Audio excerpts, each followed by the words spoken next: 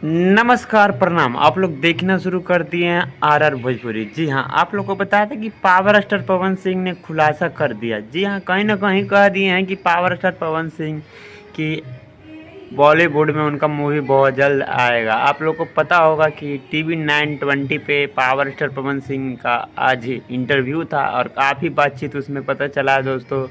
तो मुझे लगा सबसे बड़ा अपडेट आप लोग के लिए यही होगा कि पावर स्टार पवन सिंह ने खुल के कह दिया कि भोजपुरी में बहुत जल्द एंट्री, भोजपुरी में नहीं, बॉलीवुड में बहुत जल्द एंट्री मिलेगा और बहुत जल्द गाना टॉप आएगा। और कहीं ना कहीं मूवी के भी बारे में बोले हैं, पर खुल के नहीं बोले हैं पावर स्टार पवन सिंह।